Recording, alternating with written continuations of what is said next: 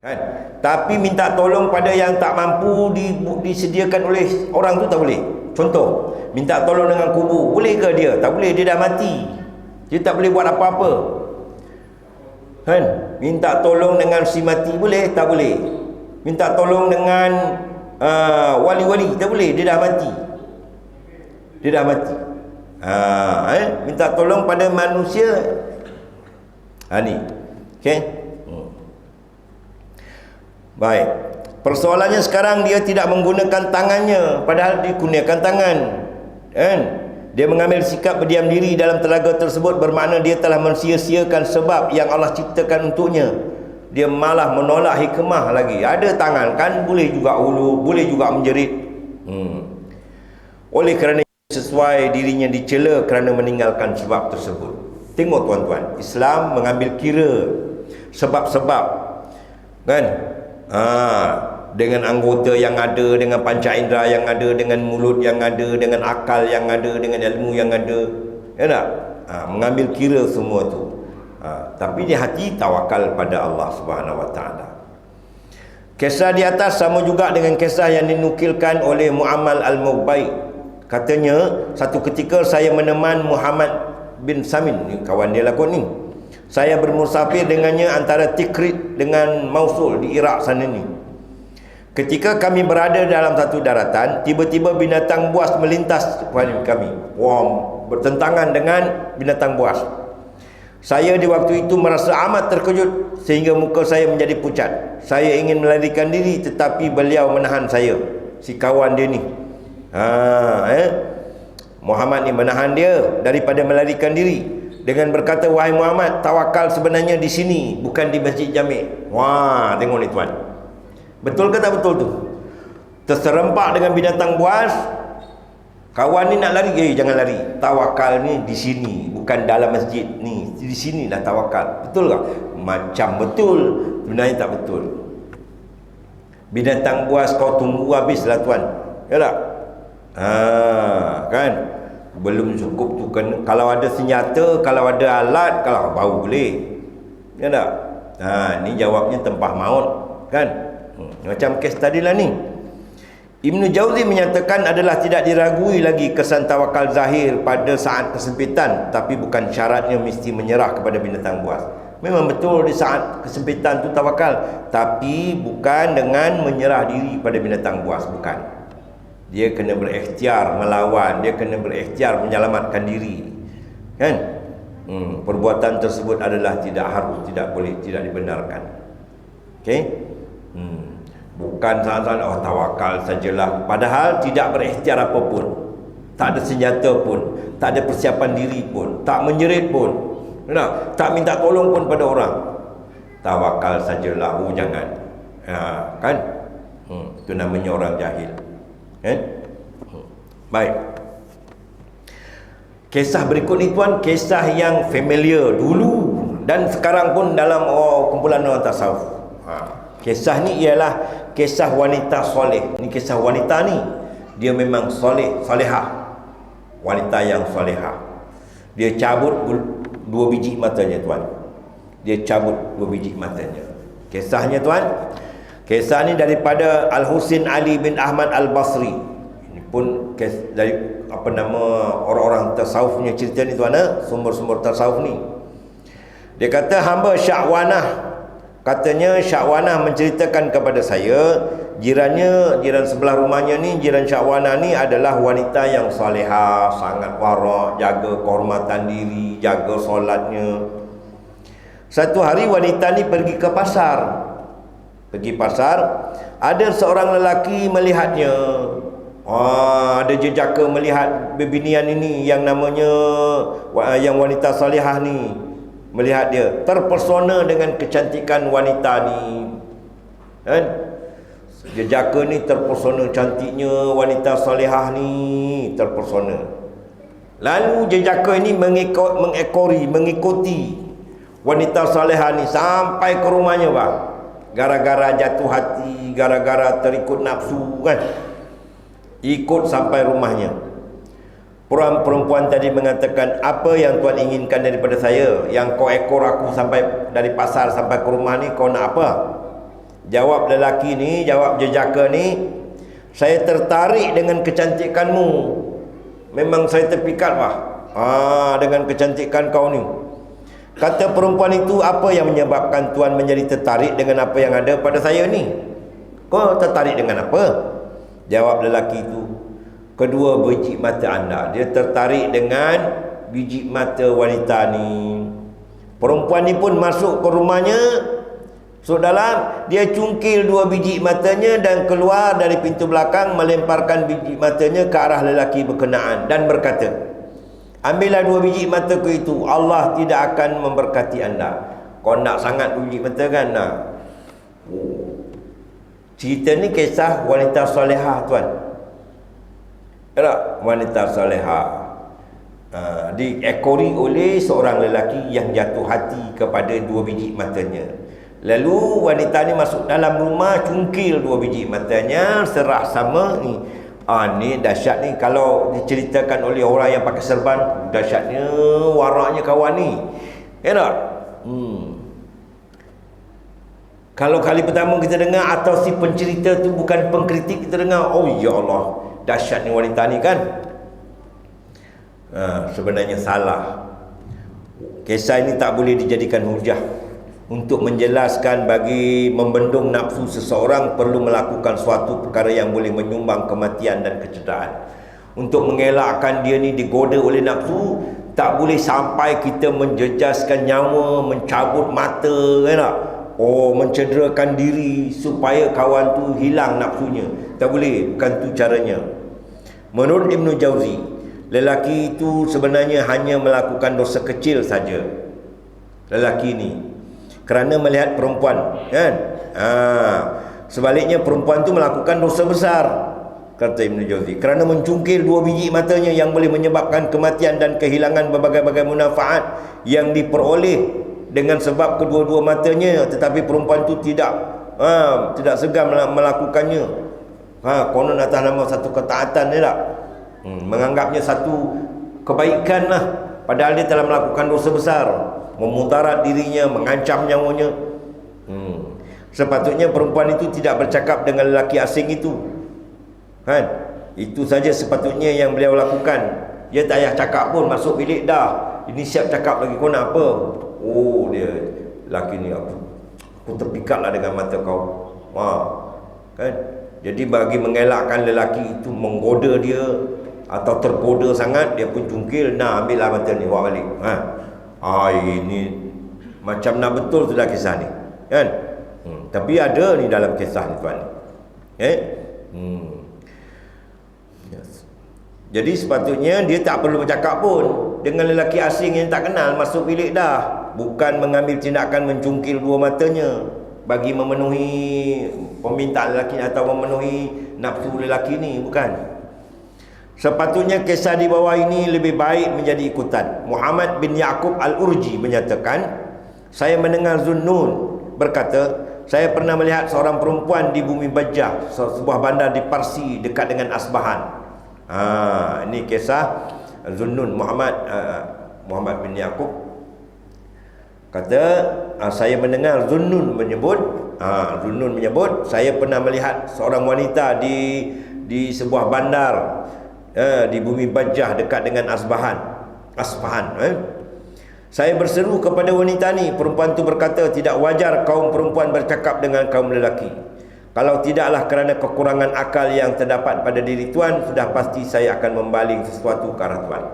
Sebaik dia ni, kau ni kurang akal sikit. Kalau tidak, saya akan baling. Itu yang betulnya. Sebenarnya melihat kepada wanita secara tidak sengaja, tak sengaja tuan, bukan sengaja ni, tak sengaja tidak mendatangkan dosa. Sebaliknya jika dilakukan dengan sengaja, dia menghasilkan dosa kecil. Kalau sengaja tengok dia tahan lawan, kan? Okey, dosa kecil saja. Sudah cukup kepada yang terlibat menyesal untuk tidak mengulangi lagi perbuatannya. Janganlah diulang lagi, cukup saja tu. Malangnya perempuan tadi cuba memendung perlakuan yang menatijahkan dosa kecil dengan melakukan dosa besar, iaitu mencungkil matanya. Dia menganggap mencabut dua biji matanya adalah suatu ketaatan kepada Allah dan sumbangannya untuk menghadapi gelora nafsu orang. Kononnya begitulah. Sebenarnya sesiapa yang mengiktikadkan perkara haram itu sebagai perkara yang boleh mendekatkan diri pada Allah, berarti dia telah melakukan kesalahan, kata pengarang. Dia telah melakukan kesalahan. Bukan begitu gayanya. Kemungkinan tuan, perempuan salihah itu bertindak nekat sebegitu rupa kerana mendengar kisah yang berlaku kepada setengah orang dalam kalangan Bani Israel, iaitu seorang lelaki melihat kepada seorang perempuan yang lalu dalam rangka menebus kembali kesalahannya, lelaki itu mencabut 2 biji matanya. Kemungkinanlah dia terbaca kisah Bani Israel dulu ni pernah berlaku. Lelaki ni lelaki melihat perempuan. Jadi kerana takutkan dosanya itu, dia mencungkil kedua biji matanya. Aktiviti ini mungkin diharuskan dalam syariat Bani Israel dulu ni, mungkinlah, tetapi tidak dalam syariat Islam. Bukan dalam syariat Islam. Tak boleh sampai tahap itu. Bagi mengelakkan dosa ni aku nak butakan saja mata. Jangan. Malang sekali yang terlibat mengamalkan syariat yang tidak ada kena-mengena dengan Islam dan meninggalkan syariat Nabi sallallahu alaihi wasallam yang putih bersih. Islam sebenarnya tidak pernah menyuruh menghilangkan mudarat dengan melakukan kemudaratan yang sama dengannya atau yang lebih besar daripadanya. Jangan gara-gara nak menghapuskan mudarat itu, kita buat mudarat yang lain pula. Jangan mengambil mudarat yang lebih besar untuk menghapuskan mudarat. Itu prinsip yang kita kena ingat. Allah melarang membinasakan diri kecuali dalam jihad fisabilillah. Allah berfirman, wa anfiqu fi sabilillah, dan infaklah pada jalan Allah, wala tulqu biaidikum ila tahlukah, jangan sekali-kali kamu mencampakkan dirimu ke dalam kebinasaan. Wa ahsinu, sebaiknya hendaklah kamu berlaku baik, innallaha yuhibbul muhsinin, sesungguhnya Allah mengasihi orang-orang yang berbuat baik. Jangan memusnahkan diri kecuali dalam jihad. Dalam jihad tu lain. Ada ketika kalanya di mana seseorang terpaksa dilempar ke kubu musuh. Ada masanya tu dalam perang, tu kes lain. Dalam situasi biasa jangan memusnahkan diri. Okey? Baik. Ini pun kisah menarik tuan, tapi kisahnya agak sedikit panjang, iaitu kisah Abu Yazid berdialog dengan seorang alim yang faqih. Abu Yazid ni orang tasawuf. Alim yang faqih ni orang alim dan faham dan mengerti. Orang alim yang faqih. Daripada Abu Musa katanya berhampiran dengan rumah Abu Yazid. Abu Yazid orang tasawuf lah ni. Tinggal seorang alim faqih dekatnya. Orang alim, banyak ilmunya, lagi faqih. Orang alim itu menuju ke rumah Abu Yazid dan berkata, orang alim datang rumah Abu Yazid. Dia berkata, diceritakan kepada saya banyak perkara-perkara pelik tentang tuan ni. Dia cakap dengan Abu Yazid. Orang alim ni datang, aku dengar macam-macam lah tuan ni tentang Abu Yazid. Engkau ni macam-macam benda-benda pelik lah. Jawab Abu Yazid apa?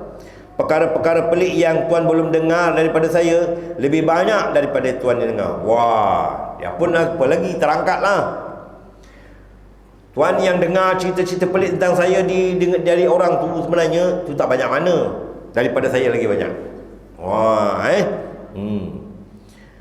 Perkara pelik yang tuan belum dengar daripada saya lebih banyak lagi daripada yang tuan dah dengar pada orang. Tu sikit. Kan?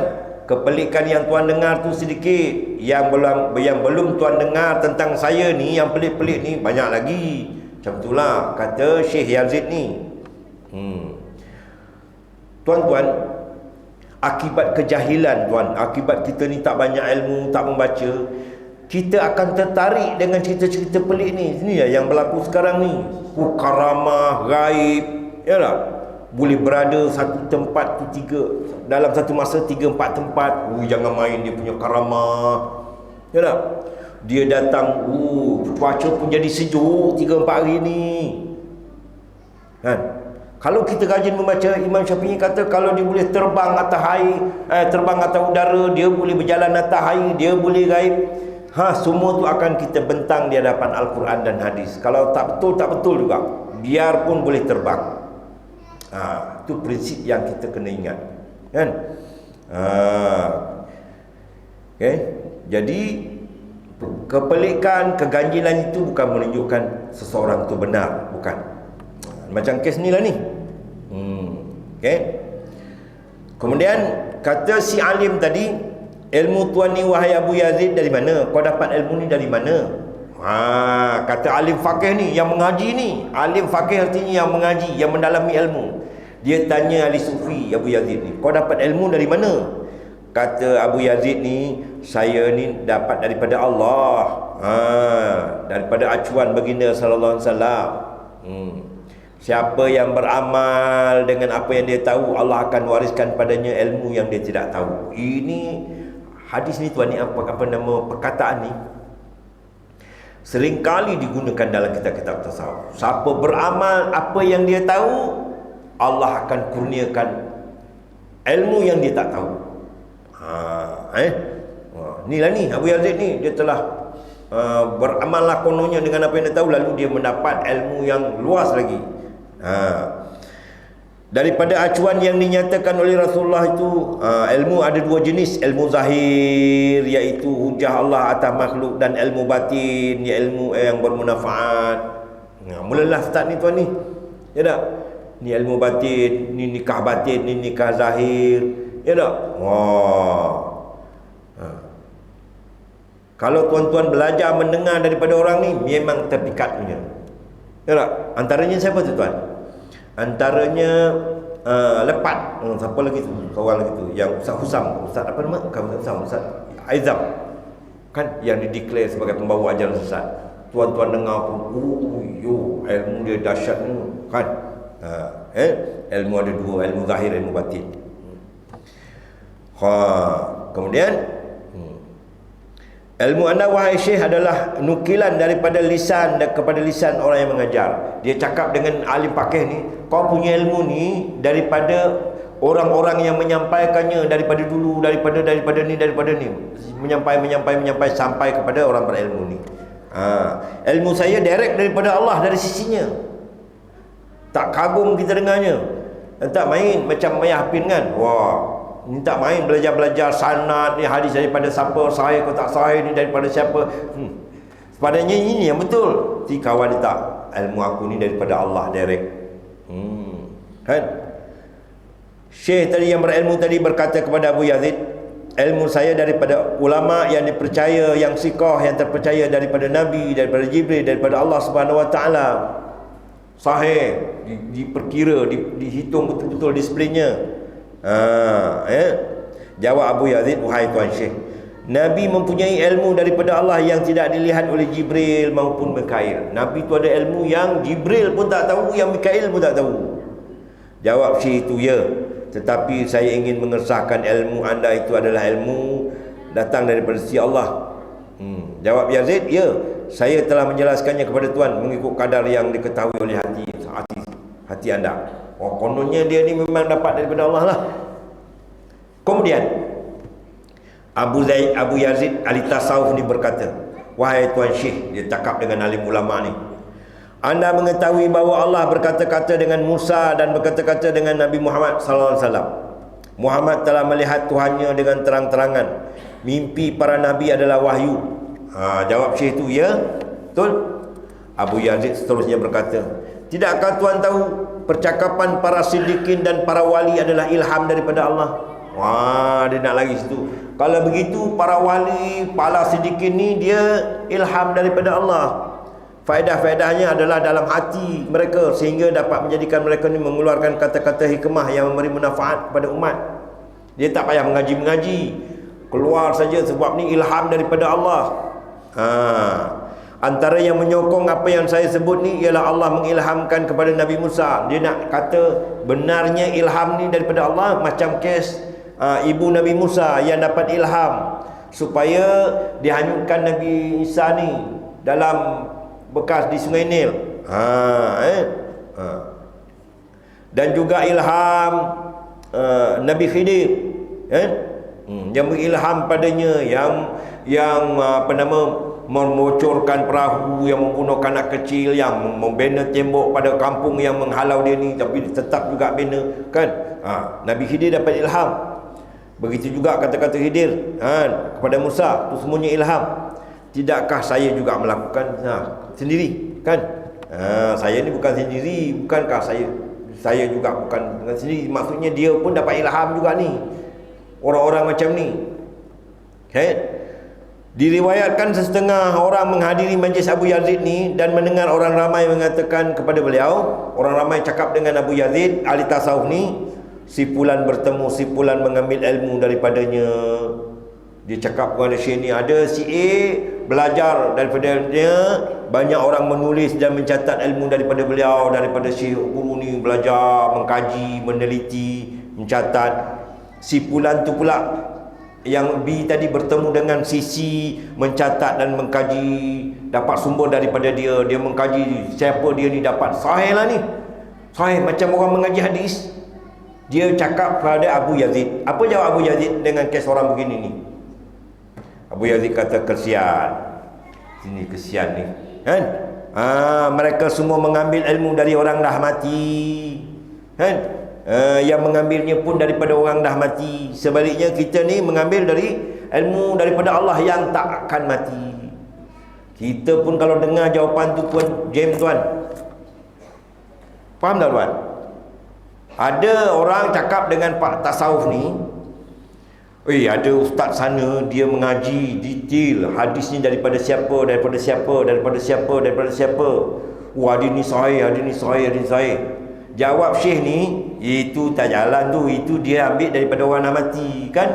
Imam Bukhari dah mati, Imam Bukhari dapat daripada ni pun dah mati, dapat daripada ni pun dah mati, ni daripada orang mati. Tapi kita ni daripada Allah yang maha hidup. Tak jam kita dibuatnya, kan? Di sini ni datangnya kesesatan banyak golongan sufi dan tasawuf tarikat ni, tuan. Banyak sangat, sangat banyak. Kita menganggapnya dulu, ini makam dia hebat, kedudukan dia hebat, tapi banyak penyelewengan. Sebabnya tanpa ilmu, tanpa ilmu. Dia bergantung pada ilhamnya yang kononnya daripada Allah. Padahal semua ilham tu mesti disemak berdasarkan Al-Quran dan hadis dahulu. Tak boleh pakai ilham, tak boleh. Apa yang terbetik dalam ni, betul ke? Kan? Betul ke ni? Berdasarkan Al-Quran dan hadis. Kalau betul, okey. Memang ada ilham daripada Allah. Tidak mustahil. Ya. Tapi bukan semua ni nak dibelasah. Jadi nak kena beza ilham. Jadi jawapannya, tuan, kisah ini tak boleh dijadikan hujah. Yang ilmu diperoleh daripada ilham mengatasi ilmu yang berguru, bersanad-sanad ni, daripada seorang ulama kepada seorang ulama. Dan ilmu yang berdasarkan ilham tidak wajar diperbesarkan, tidak sebagaimana ilmu syarak yang dituntut secara berguru. Ilmu berdasarkan ilham ni tak boleh dianggap agung, tak boleh dianggap besar, pasal dia tak bersumber daripada Rasulullah, dia tak bersumber daripada Al-Quran, kan? Kalau ada yang betul tu bila disemak kepada Al-Quran dan hadis. Menurut Ibn Jauzi, kisah di atas menggambarkan tentang kurangnya ilmu bagi pihak yang dikatakan alim berkenaan ini. Sekiranya dia benar-benar berilmu, sudah tentu dia akan mengatakan ilham dianugerahkan oleh Allah kepada sesuatu itu tidak bertentangan sama sekali dengan ilmu. Tidak dinafikan Allah mewahyukan kepada manusia sesuatu sebagaimana dinyatakan oleh Nabi SAW dalam hadis yang diriwayatkan oleh Abi Hurairah, innahu qad kana fima madha qablakum minal umam muhaddithuna wa innahu kana min ummati wa innahu in kana fi ummati hadhihi minhum fa innahu Umar bin Al-Khattab. Sesungguhnya terdapat di kalangan umat dahulu ni muhaddisin. Jika sekiranya dia terdapat di kalangan umat aku, dia adalah Umar Al-Khattab, orang yang dapat ilham hebat-hebat ni. Maksud hadis ni ialah, dalam hadis ni ialah orang yang dapat ilham tentang kebaikan. Walau bagaimanapun jika diberikan ilham bercanggah dengan ilmu, tidak harus diamal dengan ilham tersebut, kerana ilham yang diperoleh merupakan ilham yang datang daripada syaitan, bukan daripada Allah Subhanahu Wa Taala. Kalau dia bertentangan dengan syarak, bukan main layan saja ilham pun dapat ilham ni. Kenapa? Kita ni, bangsa kita cepat percaya. Selak saja kain boleh berbual dengan Nabi, kita percaya. Kisah dia dapat bersalam dari kubur Nabi, kita dapat percaya. Ya tak? Cepat sangat kita percaya. Ni masalahnya ni, bila tidak disandar pada ilmu agama yang benar. Okey. Berhubung dengan hadis yang dikemukakan oleh Abu Yazid mengenai Allah menggunakan ilmu yang tidak dipelajari. Bila dia beramal dengan ilmu yang dipelajari ini, dia akan dapat ilmu yang dia tidak ketahui, kan? Berhubung dengan hadis ni. Ianya terdapat dalam kitab Al-Hilyah karangan Abu Nuaim dengan isnad daripada beliau sendiri. Kemudian beliau berkata, Ahmad bin Hanbal menyebut kata-kata ini daripada setengah tabi'in, daripada Isa bin Maryam. Setengah perawi menyangka beliau menyebutnya daripada Nabi SAW. Kerana itu dia meletakkan isnad ke atasnya. Hadis dengan isnad seumpama ini di atas tidak mungkin dinukil daripada Imam Ahmad bin Hanbal. Tak boleh bersumber daripada Imam Ahmad bin Hanbal, tak mungkin. Dengan perkataan lain, hadis ini tidak lebih daripada kata-kata Nabi Isa sahaja. Padahal kata-kata Nabi Muhammad lebih layak dan lebih sesuai untuk diikuti. Kalau Nabi Isa turun nanti pun dia akan ikut syariat Nabi Muhammad. Kalau Nabi Musa turun pun dia akan ikut syariat Nabi Muhammad. Kenapa? Jadi kalau itu disandarkan sebagai pegangan, siapa beramal dengan apa yang dia tahu, dia akan mendapat apa yang dia tak tahu oleh Allah yang bagi pada dia. Tak boleh diamal, kan? Tak boleh diamal. Sebab dia bersumber daripada kata-kata Nabi Isa, bukan daripada Rasulullah SAW. Tambahan pula, kata-kata di atas juga berdasarkan kepada pengalaman terhadap ilmu yang sedia ada terlebih dahulu. Barulah Allah menganugerahkan kepada pengamalnya ilmu yang tidak dipelajarinya. Kedudukannya sama dengan firman Allah, Ya ayyuhalladzina amanu, wahai orang-orang beriman, in tattaqullah, kalau kamu benar-benar bertakwa kepada Allah, yaj'al lakum furqana, Allah akan jadikan bagi kamu pembeza yang membezakan di antara benar dan yang salah. Wa yukaffir ankum sayiatikum, dan Allah akan menyucikan dosa-dosa kamu. Wa yaghfir lakum, dan mengampunkan kamu. Wallahu dzul fadlil azim, dan Allah memiliki anugerah yang sangat hebat, sangat besar. Dalam ayat di atas terdapat arahan kepada orang-orang Islam supaya bertakwa kepada Allah terlebih dahulu. Takwa, taat, patuh, beriman benar-benar, kan? Setelah itu barulah Allah menjanjikan anugerah kepada orang yang bertakwa itu Al-Furqan, berbentuk keupayaan membezakan yang baik dan yang salah, yang buruk dan yang benar, kan? Persoalannya, takwa tidak mungkin lahir tanpa berdasarkan ilmu. Itu pentingnya. Takwa tak dapat lahir melainkan dengan ilmu kepada Al-Quran dan kepada As-Sunnah. Okay? Kalau tak bertakwa dan tiba-tiba dapat ilham banyak yang pelik-pelik yang bukan-bukan, waspadalah. Ya tak? Waspadalah. Berhubung dengan kewujudan ilmu batin. Ni ilmu batin. Kita ni ilmu zahir, dia kata, dia tuduh kita, kan? Orang yang ngajar di masjid-masjid ni ilmu zahir, kita ni ilmu batin lah. Kan? Ilmu batin. Kewujudan ilmu batin yang disebut oleh Abu Yazid dalam hadis di atas, ia adalah sebuah hadis maudhu'. Hadis maudhu', hadis palsu, tuan. Ia dikeluarkan oleh Ibn Jauzi dalam kitab Al-Ilal. Begitu juga dengan sebuah hadis yang lain yang sering dijadikan hujah oleh setengah ahli sufi, daripada Sayyidina Ali karamallahu wajhah, daripada Rasulullah SAW baginda bersabda, ilmu batin adalah rahsia daripada rahsia-rahsia Allah Azza wa Jalla, dan hukum daripada hukum-hukum Allah Ta'ala yang Allah campakkan ke dalam hati para walinya yang dikehendakinya. Ni tuan, ni selalu ni, mana-mana kitab tasawuf mesti ada ayat ni.